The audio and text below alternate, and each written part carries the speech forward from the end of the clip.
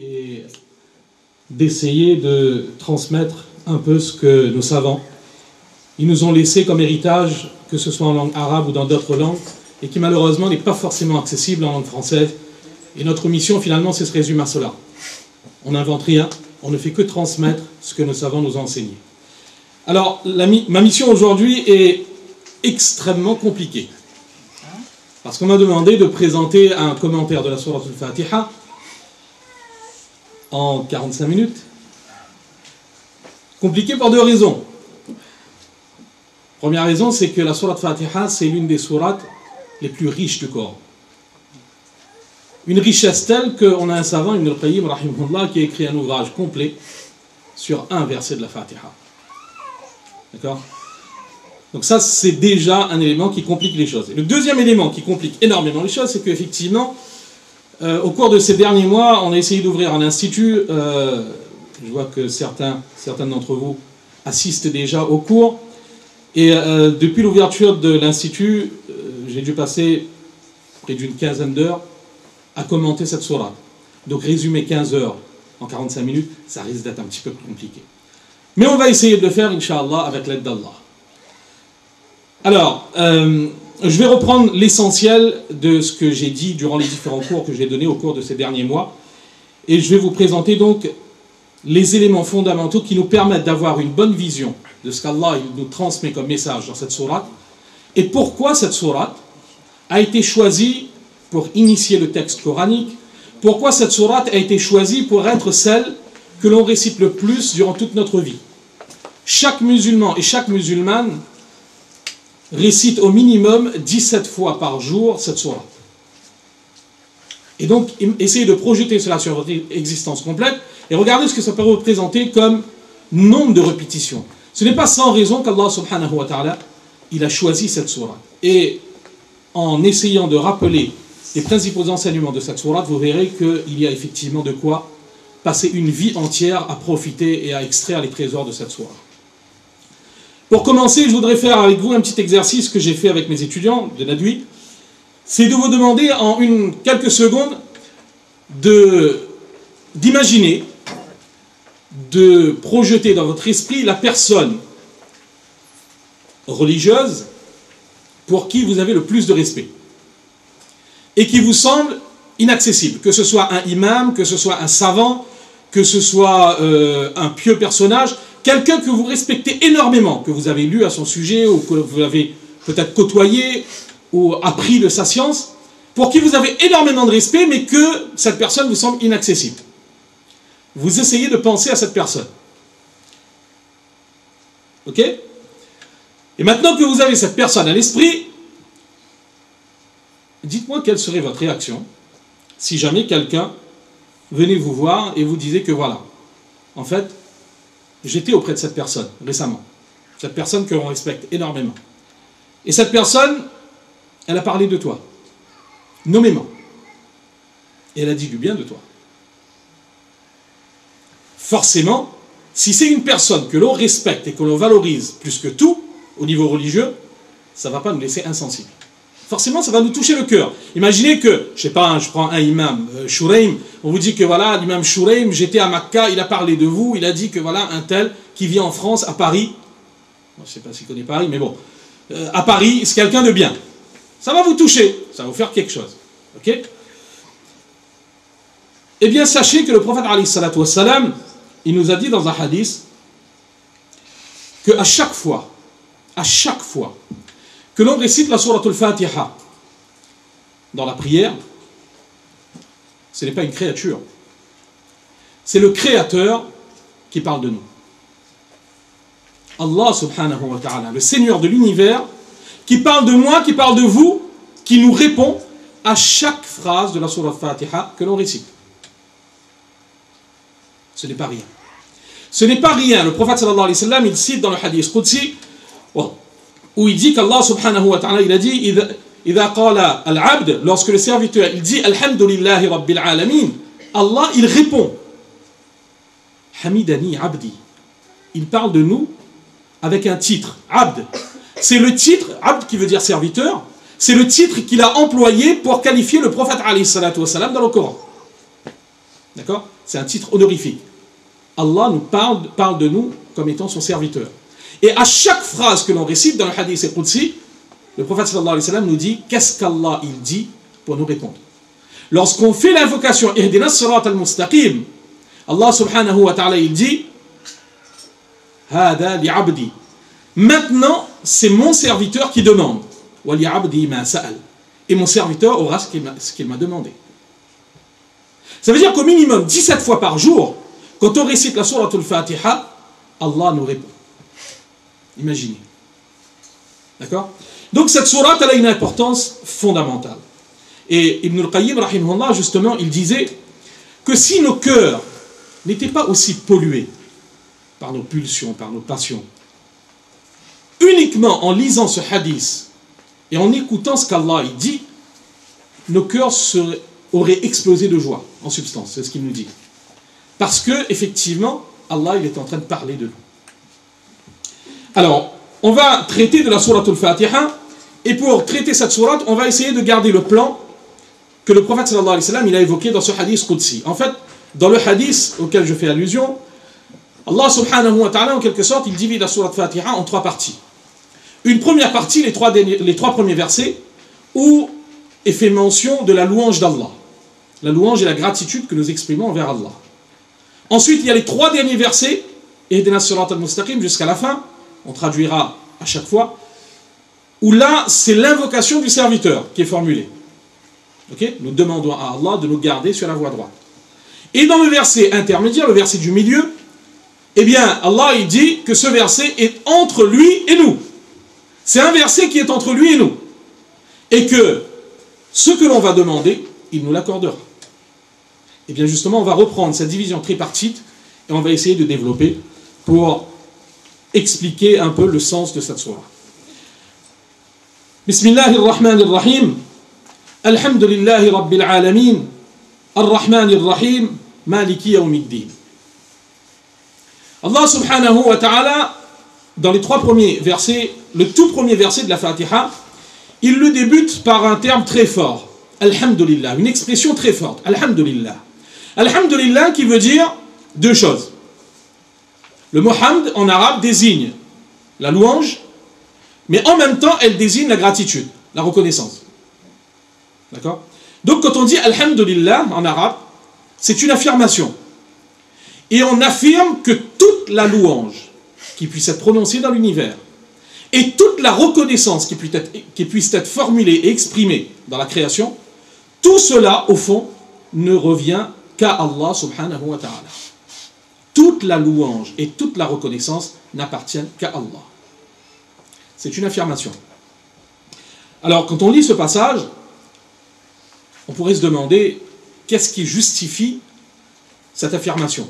Pourquoi est-ce que Allah il nous dit que toute la louange lui appartient de façon exclusive et toute la reconnaissance lui revient de façon exclusive? Pourquoi?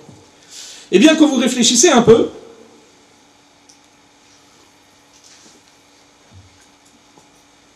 quand on réfléchit un peu ensemble, on se rend compte que habituellement, quand on formule de la reconnaissance envers quelqu'un ou qu'on fait les louanges de quelqu'un, les éloges de quelqu'un, c'est essentiellement pour 3 raisons. Essentiellement pour 3 raisons. La première raison, quand on fait les éloges de quelqu'un, c'est parce que cette personne, cet être, possède des qualités qui lui sont inhérentes. C'est quelqu'un de bien. Même si nous, on n'a pas profité de sa bienveillance, personnellement, mais elle a cette qualité, qu'elle est quelqu'un de bien, qui fait qu'on formule des éloges à son égard. Ça, c'est la première raison. La deuxième raison, lorsqu'on exprime de la reconnaissance et les éloges de quelqu'un, c'est parce que cet être a été bienveillant envers nous. Soit dans le passé, soit au présent. Et la troisième raison qui exprime la reconnaissance, qui motive la reconnaissance, c'est que on a envie que cet être soit bienveillant envers nous et nous protège dans le futur. C'est essentiellement les 3 raisons qui motivent des éloges. D'accord? Des éloges sincères, bien sûr. Parce qu'après, il y a passé la peinture également, mais ça, on va mettre de côté. On reste dans la sincérité. Généralement, donc, c'est pour 3 raisons. Soit en raison des qualités propres, inhérentes, soit en raison de sa bienveillance dans le passé et au présent, soit en raison de la bienveillance dont on veut bénéficier dans le futur. Et bien justement, quand vous prenez Alhamdulillah et que vous regardez les 3 versets suivants, vous allez voir qu'Allah subhanahu wa ta'ala, il mentionne que ces trois motivations sont présentes de façon la plus absolue en lui. On va prendre successivement chacune de ces affirmations. Première chose, après avoir dit Alhamdulillah, Allah, qu'est-ce qu'il dit? Il se présente lui-même. Il dit qu'il est Rabbil Alamin. Il est le Seigneur de l'univers. Le Seigneur de toute la création. Rabb. Rabb, c'est un mot que, s'il fallait expliquer, on en aurait pour toute l'après-midi, donc on va faire beaucoup plus vite. On va dire que Rabb désigne celui qui a créé, celui qui pourvoit aux besoins et celui qui éduque. Le maître absolu. Ça, c'est en langue arabe le sens de Rabb. Ok? Donc, quand on dit qu'Allah, il est Rabbul Alamin, ça veut dire qu'Allah, il a créé tout l'univers. Mais il n'a pas seulement créé l'univers. Après avoir créé l'univers, il a également, et il le fait toujours, il répond à l'ensemble des besoins de chacune de ses créatures. Il veille à l'épanouissement, au sain développement de chaque créature. C'est ça le sens de Rabbul Alamin. Alors quand on affirme cela, ça paraît quelque chose d'assez formel. Oui, Allah, il est le Seigneur de l'univers, on le sait. Il faut juste essayer de pousser la réflexion un petit peu plus, pour essayer de se faire une image. Bien évidemment, ça va rester limité. Notre raison étant limitée, la conception que l'on peut se faire de Rabbul Alamin va rester forcément limitée. Mais juste, pour essayer de comprendre un peu mieux, on va rappeler quelques réalités. On va partir de notre échelle, l'échelle individuelle. Quand on dit qu'Allah il est Rabbul Alamin, ça veut dire que, premièrement, Allah il nous a créés. Ok? Chacun de nous. Ça veut dire aussi que Allah il a répondu, il répond, il répondra à chacun de nos besoins. Ça veut dire que depuis le moment où nous étions dans le ventre de nos mères, Allah subhanahu wa ta'ala il avait déjà tout organisé pour préparer notre venue. On regarde autour de nous, le nouveau-né n'est pas là, la chambre est déjà prête. Les vêtements sont déjà là. Ce ne sont pas les parents qui le font. C'est Allah qui inspire aux parents de répondre à ce besoin qui n'est même pas encore présent. D'accord? Le nouveau-né, il vient au monde. Allah subhanahu wa ta'ala, il pourvoit à chacun de ses besoins. Pourtant, il ne sait pas parler. Mais Allah lui a déjà inculqué que lorsqu'il aura besoin de quelque chose, il y a juste à crier, hurler, pleurer, et c'est bon. Il y aura une dizaine de personnes qui vont courir dans tous les sens pour répondre aux besoins. Il n'a pas été à l'école, mais il le sait. C'est ça, Rabbul Alamin. Ça, c'est au niveau individuel. Et ensuite, à chaque étape de sa vie, Allah, il répond à ses besoins, à nos besoins. Il suffit de réfléchir sur notre existence. À chaque étape de notre vie, Allah, il a pourvu à nos besoins. Chaque jour, Allah, il pourvoit à nos besoins. Juste, pour reprendre un autre exemple, le simple fait de mettre de l'air à notre disposition. L'air avec la proportion d'oxygène qu'il faut pour qu'on puisse survivre. Allah, il le pourvoit. Et, alhamdulillah, Allah, il répond à ce besoin de nous donner de l'oxygène pour survivre sans que nous ayons à réfléchir. C'est instinctif. Imaginez s'il fallait réfléchir pour respirer. Ben, il n'y aurait pas beaucoup de monde cet après-midi. Hein. Parce que déjà, quand on parle de téléphone portable, on n'arrive même plus à conduire. Ça veut dire que lorsqu'on dormirait la nuit, qu'on ne réfléchisse plus, eh bien, il n'y aurait plus de respiration. Mais Allah, il pourvoit à nos besoins. D'accord? Ça, c'est au niveau individuel. Ok? Maintenant, vous n'oubliez pas que, même si on a tendance à l'oublier, mais nous ne sommes pas seuls au monde. Et qu'autour de nous, eh bien, il y a des milliards d'êtres humains qui sont comme nous. Allah, il les a tous créés. Et Allah, il répond à chacun de leurs besoins. D'accord? Mais les hommes ne sont pas les seuls au monde non plus. Au-delà des hommes, et là on va monter un peu d'échelle, il y a les autres créatures qui peuplent cette terre. D'accord? Une estimation aujourd'hui, on considère qu'il y a approximativement, on ne sait pas, hein, ce sont des chiffres qui sont basés sur des calculs que j'ai essayé de comprendre, mais j'ai rien compris. Mais bon, je vais reprendre les chiffres, bêtement. On estime aujourd'hui à 10 millions d'espèces de créatures différentes qui peuplent cette terre. 10 millions, non pas d'individus, d'espèces. Combien il y a dans chaque espèce? Allahu alam. Juste pour prendre les insectes, le chiffre que l'on nous donne aujourd'hui, on nous dit qu'au Muséum d'histoire naturelle à Paris, il y a 40 millions de spécimens d'insectes qui sont stockés dans un bâtiment à Paris. Ok? 40 millions. Essayez juste d'imaginer combien d'insectes il peut y avoir sur Terre. Bon, vous ne pourrez pas, hein, parce que même les scientifiques, ils disent que ça leur prendrait je ne sais combien de milliers d'années juste pour essayer de comptabiliser cela. D'accord? Allah, il les a tous créés. Allah, il répond simultanément à chacun de leurs besoins. C'est ça, Rabbul Alamin. D'accord? Mais ce n'est pas fini. Ce n'est pas fini. Parce que quand vous montez d'échelle, et vous arrivez dans le monde maintenant qu'on ne connaît pas, le monde invisible. Ça, c'était le monde visible, accessible. Dans le monde invisible, il y a les djinns. Combien sont-ils? On ne sait pas. Allah répond à leurs besoins, il les a créés. Il y a les anges, bien sûr. Les anges au sujet desquels le prophète, qu'est-ce qu'il avait dit? Lorsqu'il avait fait le Mi'raj, il était parti dans l'ascension nocturne, il a visité Al-Bayt al-Ma'mour, cette maison qui se trouve au 7e ciel, au-dessus de la Kaaba, et autour de laquelle les anges viennent tourner chaque jour, viennent visiter, viennent adorer Allah chaque jour. Le prophète, il nous dit en substance que chaque jour, il y a 70 000 anges qui visitent Bayt al-Ma'mour. Et ceux qui sont passés une fois, jusqu'au jour dernier, ils n'auront plus jamais l'opportunité de revenir une deuxième fois. D'accord? Allah, il les a tous créés. Allah, il répond à chacun de leurs besoins. Ça, ce sont pour les créatures qu'on connaît. Et au-delà, il y a les créatures dont nous n'avons même pas idée. Nous ne connaissons pas. Comme Allah, il le dit lui-même dans le Coran, وَمَا يَعْلَمُ جُنُودَ رَبِّكَ إِلَّا هُ. Allah est le seul à connaître ses armées. Il est le seul à connaître. D'accord? Les créatures. Juste pour prendre un exemple que j'avais donné également aux étudiants, c'est... vous avez un passage du Coran où Allah il nous parle, c'est au tout début de la sourate al-Baqarah. Allah nous parle du moustique. D'accord?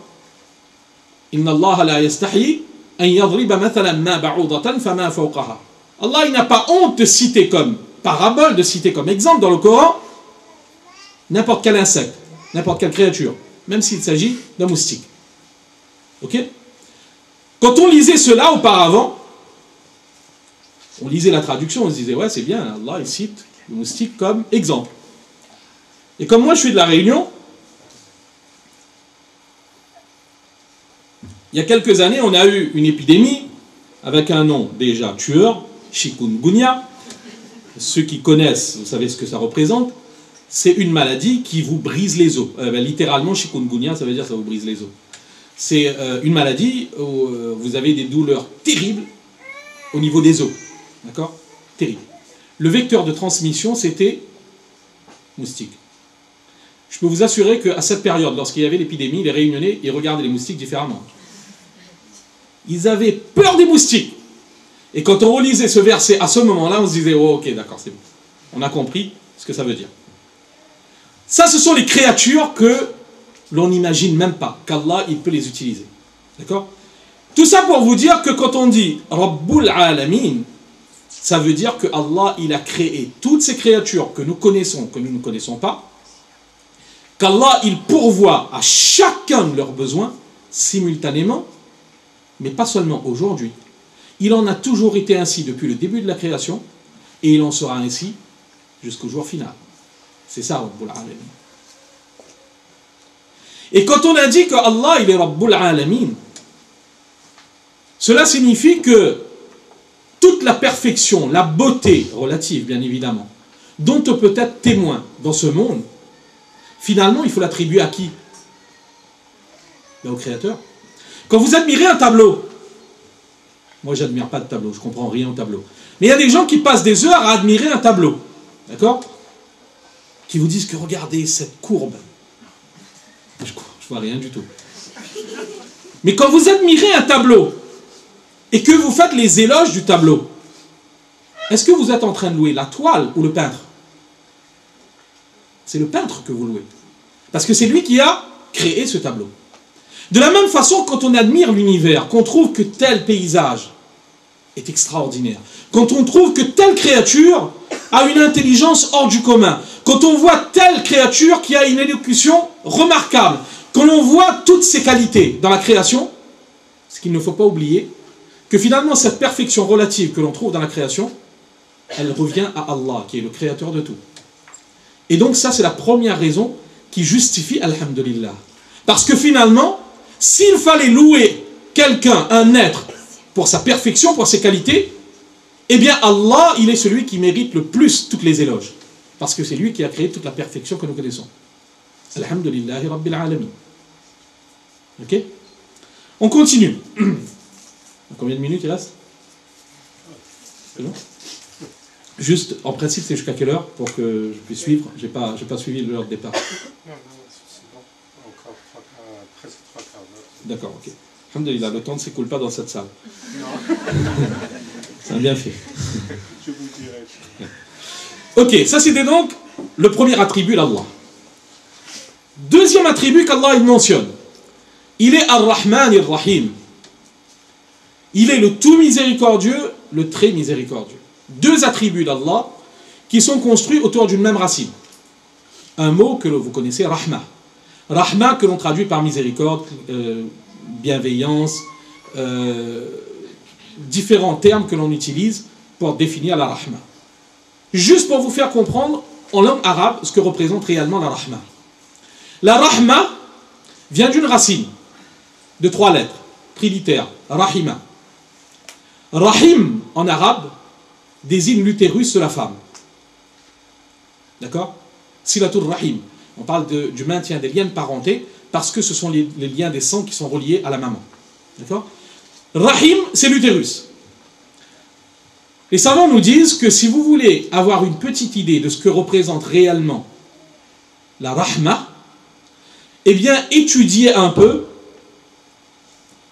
la condition du fœtus quand il est dans le ventre de sa maman. Dans le ventre de sa mère, le fœtus, il est nourri, logé, blanché et tout ce que vous voulez. Bien sûr. Il est protégé, il a tout ce qu'il a besoin, en fait, même pas ce qu'il a besoin, il prend ce qu'il a besoin. La maman qui est enceinte va prendre des repas, va aligner les repas, et l'enfant, il va prendre ce qu'il veut, le fœtus, il va prendre ce qu'il veut, et la maman va se retrouver affamée. Il aura besoin un peu de globules rouges, il se sert, et la maman se retrouve avec une anémie. Quand il se trouve à l'étroit, il donne des coups de pied, il essaie de faire de l'espace. Et la maman, elle sent les coups de pied. Mais est-ce qu'au niveau de la maman, son attitude et sa bienveillance changent envers son fœtus? Pas du tout. Quelle que soit la souffrance qu'elle peut avoir pour l'enfant qu'elle porte, elle gardera toujours de la bienveillance et elle s'efforcera toujours de protéger son fœtus. Eh bien, le sens de Rahma, c'est ça. Ça veut dire qu'Allah, subhanahu wa ta'ala, quand on dit qu'il est Ar-Rahman, il est Ar-Rahim, cela veut dire qu'il a, on ne compare pas avec les sentiments humains, bien évidemment. On ne s'imagine pas Allah. C'est juste pour vous faire comprendre ce que ça représente, la Rahma. C'est de la miséricorde, c'est de la clémence, c'est de la bienveillance et c'est de la protection qu'Allah subhanahu wa ta'ala nous accorde.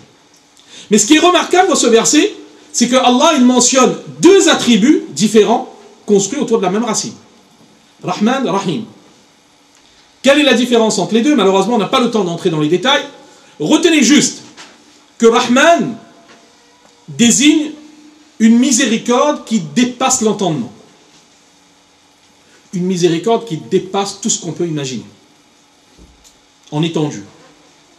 Et Rahim désigne une miséricorde qui est permanente, perpétuelle, qui ne s'arrête pas.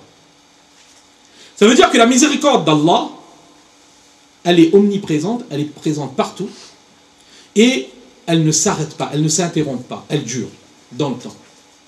C'est ça le sens de Ar-Rahman et Ar-Rahim. Alors là aussi, ça c'est la théorie, vous avez compris les mots. Maintenant il faut essayer de mettre des images sur les mots. Et je vous rappelle quelques réalités pour vous donner encore une fois une petite idée de ce que cela signifie quand on affirme qu'Allah il est Ar-Rahman et Ar-Rahim. Essayez d'imaginer, encore une fois visualiser à l'esprit, l'amour que vous pouvez porter pour toutes les personnes qui vous sont chères. Vos parents, vos enfants, vos proches. Imaginez combien le sentiment qui vous attache à eux est fort. Que parfois, dans certaines circonstances, on serait prêt à nous sacrifier nous-mêmes pour nos proches. vous avez un nouveau-né, qu'Allah le protège, quelqu'un essaie d'agresser votre nouveau-né, vous serez prêt à mettre votre vie en danger pour le protéger. Vos parents, quelqu'un insulte votre mère ou votre père en votre présence, ça ne va pas rester dans cette condition. Vous allez réagir. Encore une fois, vous serez prêt à vous mettre en danger pour le sauver. Ça, c'est l'amour que vous avez pour vos proches. D'accord? Eh bien, comme vous l'imaginez bien, cette rahma, parce que c'est ça la rahma, c'est ce sentiment qui vous attache, cette bienveillance, cette clémence, cette miséricorde que vous avez pour vos proches, elle n'est pas propre à vous. Cette bienveillance, vous prenez n'importe quel être humain, vous la retrouverez, ce même sentiment. Quelle que soit sa nationalité, quelle que soit son ethnie, quelle que soit l'époque où il a vécu. Vous allez retrouver le même sentiment. C'est pas qu'aujourd'hui, les êtres humains aiment plus leurs enfants que ceux d'avant. Peut-être l'inverse, mais la réalité, c'est que le sentiment, il est toujours le même. D'accord? Et surtout, cet amour et cette rahma n'est pas limité à l'espèce humaine. On la retrouve dans le monde animal. Vous connaissez, hein? Essayez juste d'aller causer du tort à un petit, même d'un chat, et vous verrez ce que la mère fera. D'accord? On la retrouve dans le monde des djinns, et on la retrouve dans toute la création. Et cela depuis quand? Encore une fois, depuis l'aube de l'humanité. Ok? Mais vous savez ce que le prophète sallallahu alayhi wa sallam, il nous a dit? Le prophète sallallahu alayhi wa sallam, il nous dit que Allah subhanahu wa ta'ala, au tout début de la création, ah oui, j'ai oublié un truc très important, c'est que dans l'espèce humaine, il y a eu un homme que le Coran a appelé Rahmatul lil Alamin, une miséricorde pour l'univers, le prophète sallallahu alayhi wa sallam. Lui, sa miséricorde, si vous voulez la lire, vous allez lire dans les ouvrages de Sira et vous verrez comment il a été envers ses proches, envers ses ennemis, envers même les animaux. Il intercédait pour les animaux. Sallallahu alayhi wa sallam. Donc lui aussi, il fait partie de l'espèce humaine. D'accord? Le prophète sallallahu alayhi wa sallam, qu'est-ce qu'il nous dit dans le sens d'un hadith? Que vous prenez toute la rahma qu'il y a eu depuis le début de la création et qu'il y aura jusqu'au jour dernier. Chez les hommes, chez les animaux, partout. Tout cet amour, toute cette bienveillance, vous le rajoutez. Ça ne représente même pas 1/100 de la rahma qu'Allah il a créée. Le prophète sallallahu alayhi wa sallam, il nous dit qu'au tout début de la création, Allah il a créé une rahma. Cette rahma, il l'a divisée en 100 unités. Et il a envoyé une seule unité de cette rahma dans ce monde. Et depuis le premier jour jusqu'au dernier, tout l'amour et la bienveillance dont on peut être témoin dans ce monde découlent de cette unité de rahma. Et ça, c'est une rahma qu'Allah il a créée. Ce n'est pas son attribut de rahma, de miséricorde. Ça veut dire que son attribut de miséricorde, cette rahma qu'il a créée, n'est qu'une manifestation de sa rahma. D'accord? Imaginez ce que peut représenter la rahma d'Allah. Ok? Deuxième élément à réfléchir pour essayer de mesurer l'importance de la rahma divine, de la clémence divine. C'est que Allah subhanahu wa ta'ala, dans ce monde, il donne à chaque être humain, quel qu'il soit, il lui donne toujours, quoi qu'il ait pu faire, il lui donne toujours l'occasion de se racheter avant la mort. Ça c'est la miséricorde d'Allah. Allah il dit dans le Coran, وَرَبُّكَ الْغَفُورُ ذُو الرَّحْمَةِ. Ton Seigneur est le pardonneur, celui qui détient la rahma. Et qu'est-ce qu'il dit ensuite? لَوْ يُؤَاخِذُهُمْ بِمَا كَسَبُوا لَعَجَّلَ لَهُمُ الْعَذَابِ. Si Allah avait voulu les châtier pour leurs péchés, il parle des êtres humains en général, il leur aurait envoyé le châtiment immédiatement. Mais est-ce qu'Allah il nous châtie quand on commet une faute? Des gens désobéissent à Allah pendant 80 années de leur vie. Et à la fin de leur vie, ils disent une parole. La ilaha illallah, Muhammadur Rasulullah. Tous les compteurs sont remis à zéro. Même si avant, il a pu se prétendre être Dieu. Il a pu prétendre, il a pu demander aux gens de se prosterner devant lui. Mais à partir du moment où il se repent sincèrement devant Allah avant de mourir, c'est fini. D'accord? Imaginez ce qui se serait passé si Allah nous châtiait immédiatement à chaque péché. Si à chaque péché que nous faisons dans notre vie quotidienne, Allah il a envoyé un châtiment du ciel. là encore, il ne reste pas beaucoup de monde, ni à faire des conférences, ni à écouter des conférences. D'accord? Mais ça, c'est la miséricorde d'Allah. Et cette miséricorde, elle ne vaut pas seulement pour les musulmans, elle vaut pour toutes les créatures. Deuxième manifestation de la rahma divine. Et enfin, troisième manifestation de la rahma divine, c'est bien évidemment tous les bienfaits innombrables. Allah, il l'affirme déjà dans le Coran. Ces innombrables bienfaits qu'Allah, il nous accorde à chacun et à chacune d'entre nous.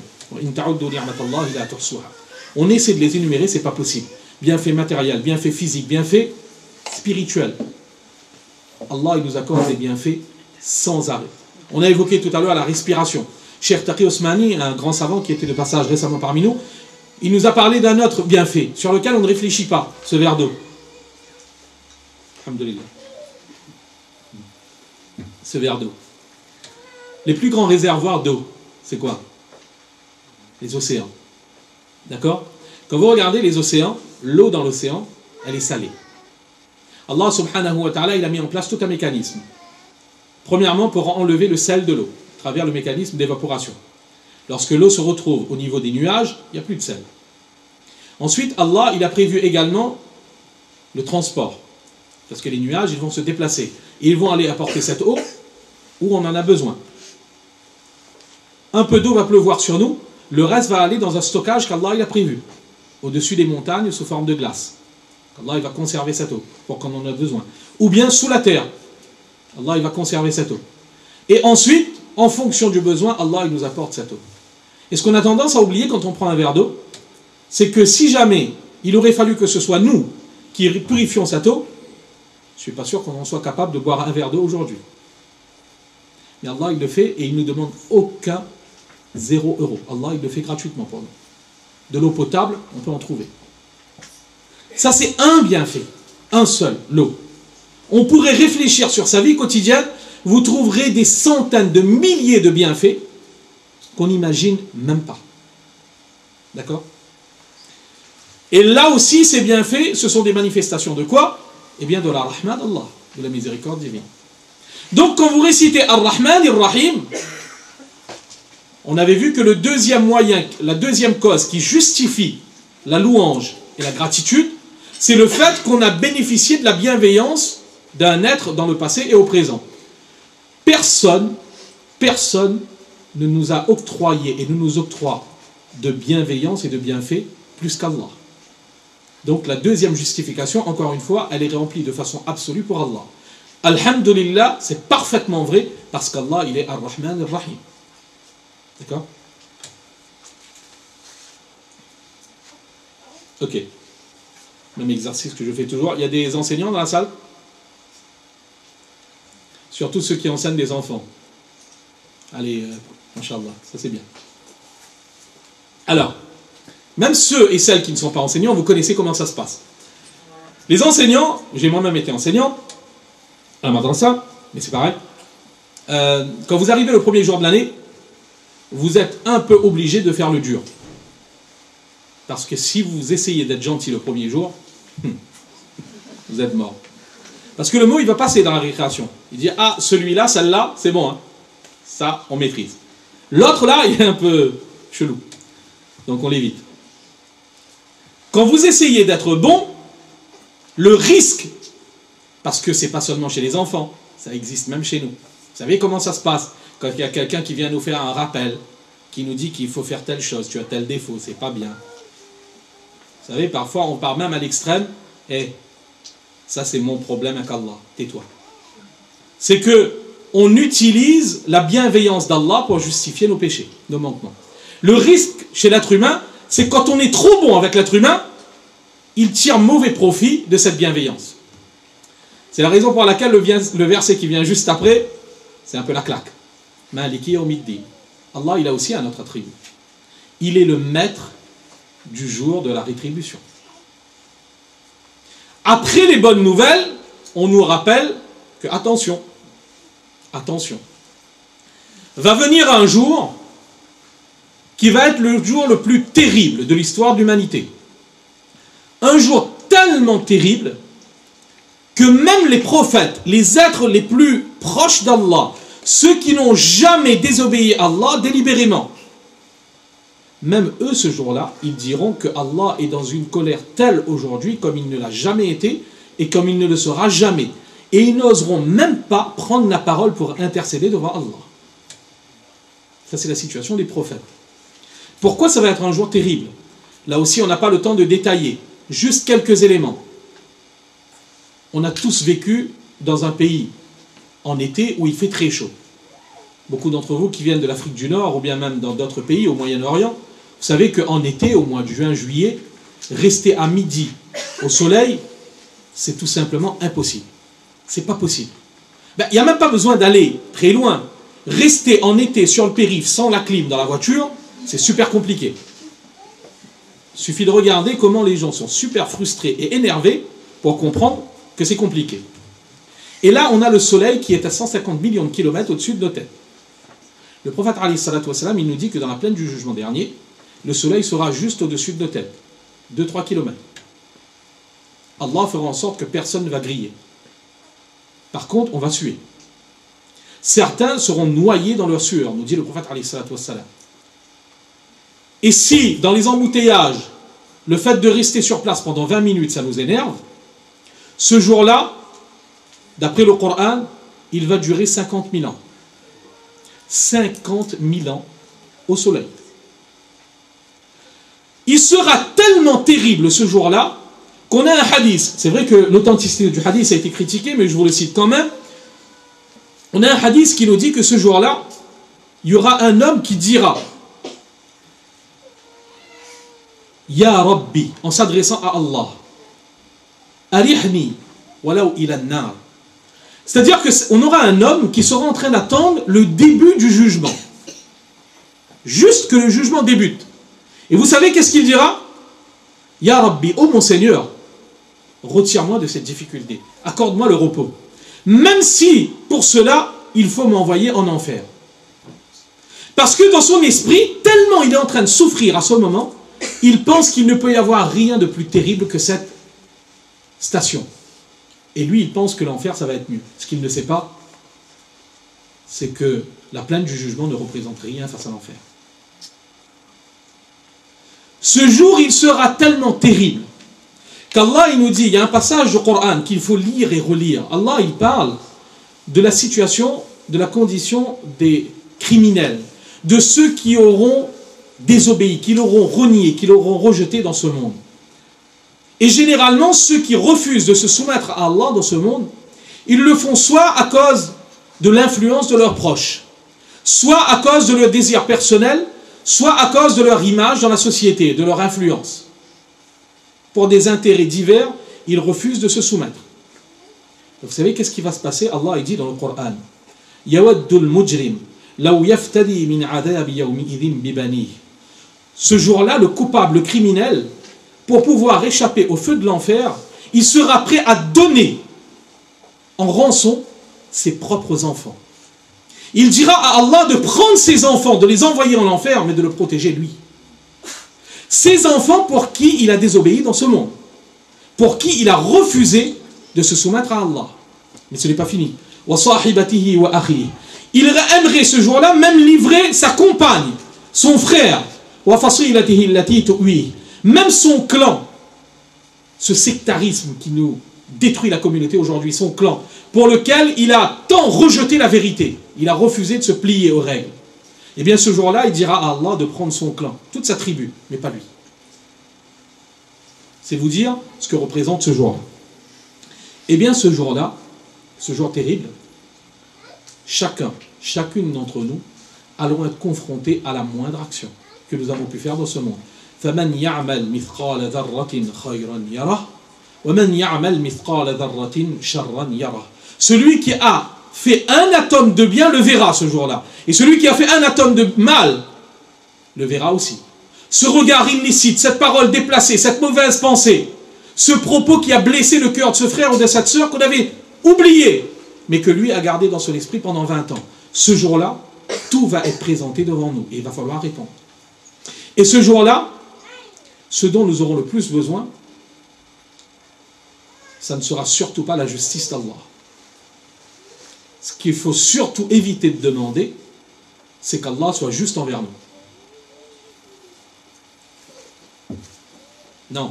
Ce qu'il faut demander à Allah, c'est que ce jour-là, il fasse preuve de rahma envers nous, de miséricorde. Parce que si jamais il commence à faire preuve de justice, le prophète sallallahu alayhi wa sallam, il nous dit Man husiba uddiba. Celui à qui on demandera des comptes détaillés le jour du jugement dernier, il sera châtié. Parce que finalement, c'est quoi les comptes détaillés? C'est que Allah, il prenne le livre de comptes et qu'en page 22, ils nous disent que tel samedi soir, à 2 h du matin, tu discutais avec qui sur Internet? Tu faisais quoi tel jour, à tel endroit, avec telle personne de sexe opposé, avec qui tu n'es pas marié? Pourquoi tu m'as désobéi tel jour, à tel endroit? Imaginez que pour chaque péché, on est à justifier. Et ce jour-là, plus de mythos. Il n'y a plus de mensonges possibles, c'est fini. Là, on est devant le Seigneur des mondes. Il va falloir justifier. Dans ce monde, quand on fait une bêtise, on n'est même pas capable de justifier, on est obligé de mentir. Pour couvrir nos fautes. Ce jour-là, le mensonge, c'est fini. On essaiera de mentir, qu'Allah nous protège, mais l'être humain essaiera de mentir. Et finalement, il aura contre lui les plus implacables témoins qui soient, sa propre personne, ses organes qui témoigneront contre lui. C'est la raison pour laquelle Allah, quand il dit Maliki Yawmiddin, Allah, il veut nous rappeler tout cela. Ce que ce jour-là, le seul qui sera en mesure de nous protéger et nous faire miséricorde et nous faire rentrer au paradis sans passer par l'enfer, ça va être Allah subhanahu wa ta'ala. Et vous vous rappelez, on avait dit que le troisième motif de louange et de gratitude, c'était le fait que l'on espère de la bienveillance envers un être au futur. Eh bien Allah, là encore, est le seul en qui on peut réellement placer sa confiance pour le futur.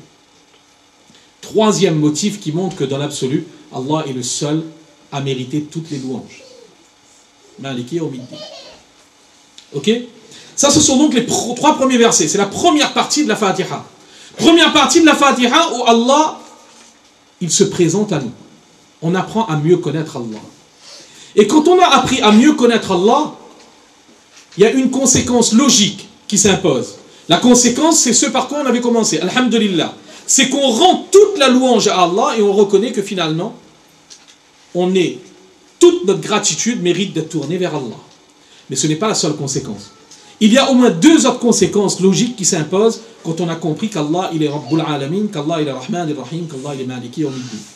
Première autre conséquence, c'est que l'on fasse ce que Allah, il attend de nous. Parce qu'Allah, il ne nous a pas créés sans but. Allah, il nous a créés avec un but bien précis. Allah, il a créé les hommes et les djinns que pour faire son adoration. Ibadah. Eh bien, quand on a compris qui est Allah et combien on est redevable envers Allah, la moindre des choses, c'est qu'on mette en œuvre l'objectif pourquoi il nous a créés et qu'on fasse son adoration. C'est exactement ce que l'on affirme juste après. Iyyaka na'budu. Tu es le seul que nous adorons. D'accord?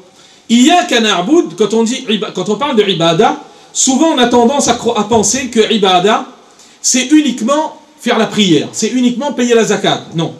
Ibadah, ça a un sens très vaste.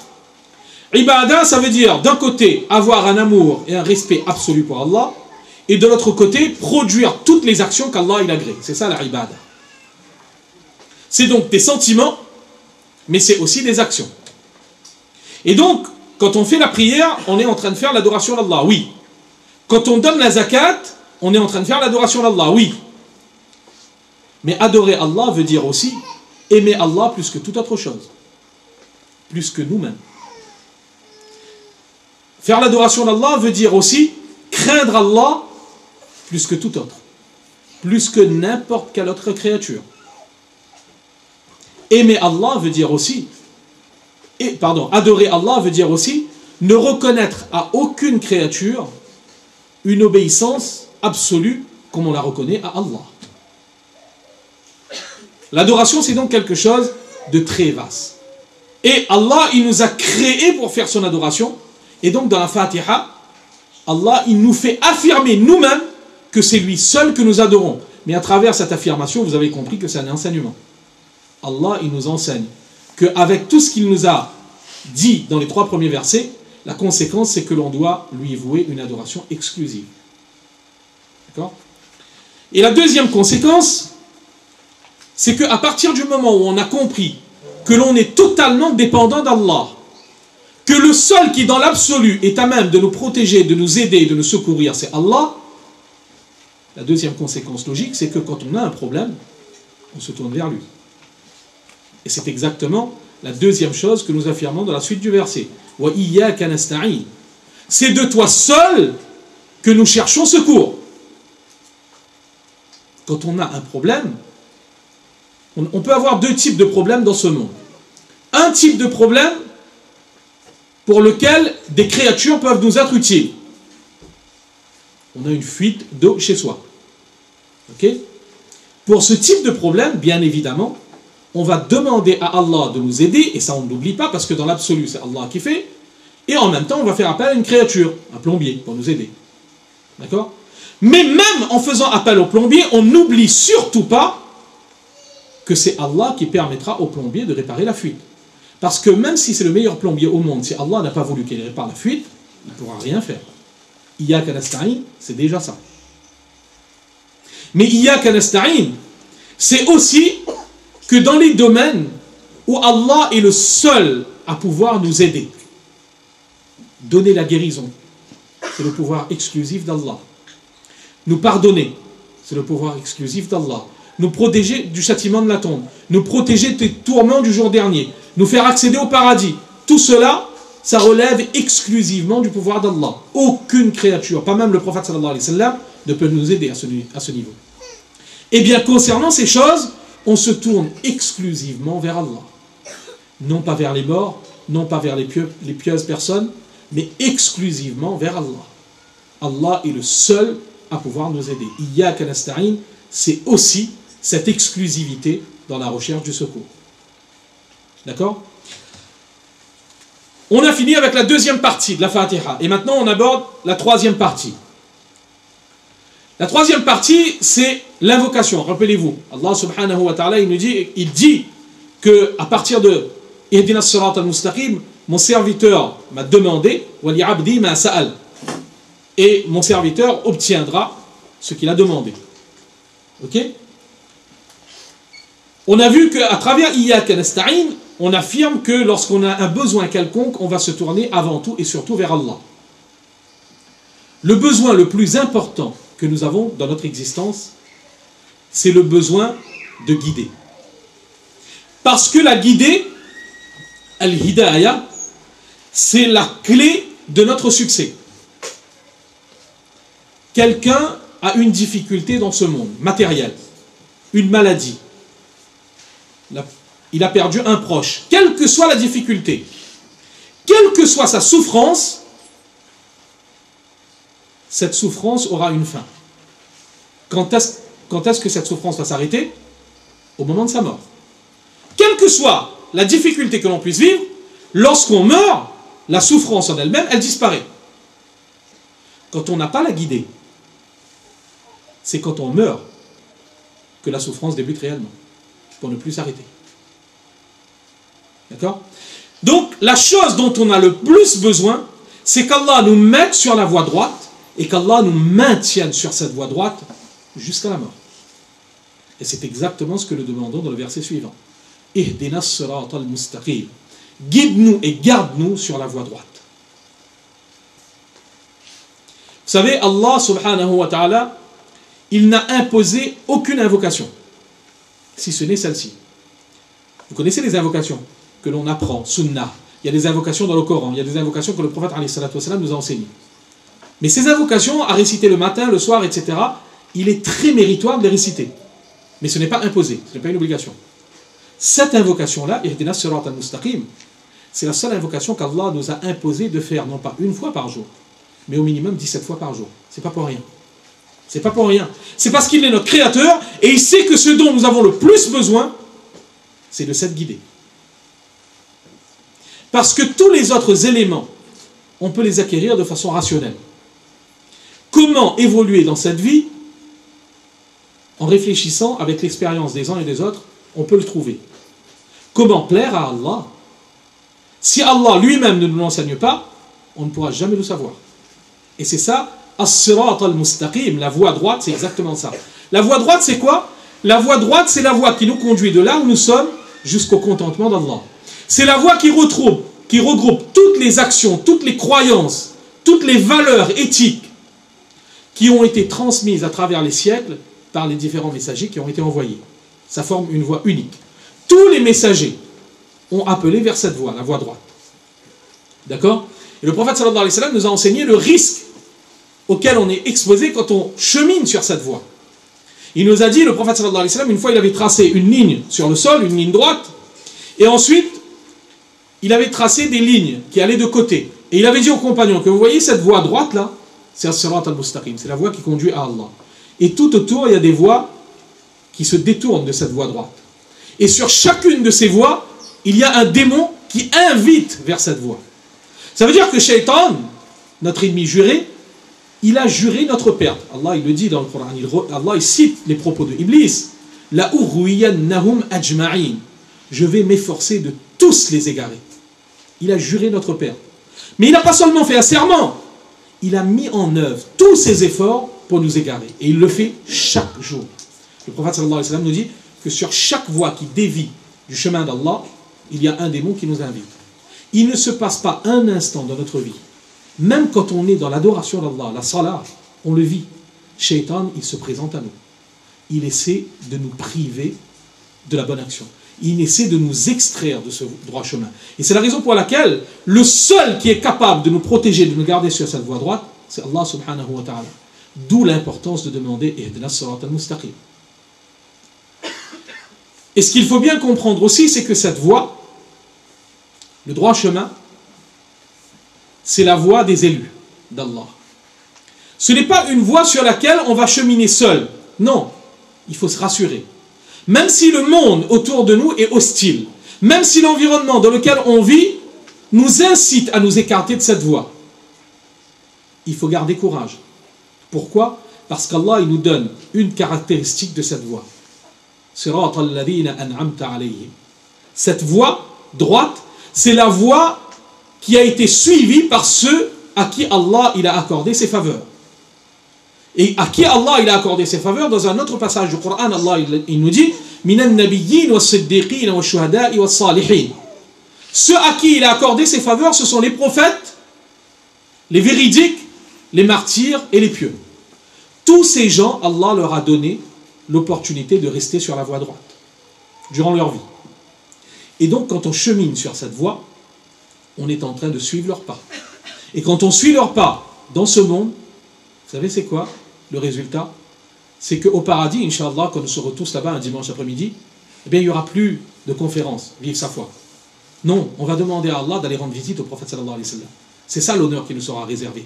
Si on a suivi sirat al-ladhina an'amta alayhim dans ce monde, dans l'autre monde, au paradis, Allah nous donnera la proximité de ces prophètes, de ce prophète Moïse que nous avons entendu mais que nous n'avons jamais vu, du prophète sallallahu alayhi wa sallam dont nous avons tant lu mais que nous n'avons jamais pu rencontrer. Nous allons pouvoir le côtoyer. Abu Bakr radiyallahu anhu, Omar, tous ces savants, tous ces compagnons, on suit cette voie, on s'assure des rendez-vous auprès d'eux au paradis, Inch'Allah. D'accord? Et surtout, et je vais conclure là-dessus, deuxième caractéristique, cette fois-ci négative, de la voie droite. La voie droite, c'est justement la voie de laquelle se sont écartés deux groupes. Deux groupes. Le premier groupe, ce sont ceux qui ont encouru la colère. Ceux qui ont encouru la colère sont qui? Les savants nous disent que ce sont toutes les personnes qui, en connaissance de cause, qui connaissaient les règles, qui connaissaient la voie droite, mais par entêtement, pour suivre leurs pulsions et leurs passions, ont refusé de se soumettre. Eh bien, eux, ils se sont écartés du droit chemin, non pas par ignorance, mais par entêtement. Ils ont encouru la colère. Pas seulement la colère d'Allah, mais la colère des anges et des prophètes et des autres. Et le deuxième groupe, c'est voilà, ce sont ceux qui ont été égarés, qui se sont égarés par ignorance coupable. Ça veut dire que eux, ce n'est pas par entêtement qu'ils ont refusé de suivre. Non, eux, c'est par manque de connaissance. Mais ce manque de connaissance, ils en étaient coupables. Parce que nul n'est censé ignorer la loi. D'accord? Ils avaient la capacité, la possibilité de connaître la voie. Mais ils n'ont pas voulu chercher réellement la voie et ils sont restés à l'écart. Et eux aussi, ils ont dévié. Donc Allah subhanahu wa ta'ala, il nous montre que la deuxième caractéristique de la voie droite, c'est que justement, c'est la voie de laquelle se sont écartés deux groupes. Et donc, il va falloir absolument éviter ces deux attitudes. Première attitude, c'est l'entêtement. On connaît les règles, mais on n'applique pas pour des intérêts personnels. Et le deuxième, c'est qu'on est dans l'ignorance et on se contente de cet état d'ignorance. On ne sera pas pardonné devant Allah subhanahu wa ta'ala. À partir du moment où on a le moyen de s'écarter de cette ignorance et de venir vers la voie droite, c'est une obligation, c'est un devoir. Voilà donc l'essentiel de la sourate Fatiha que j'ai essayé de vous synthétiser. Si maintenant il fallait repartir avec trois choses, 3 points, pour résumer,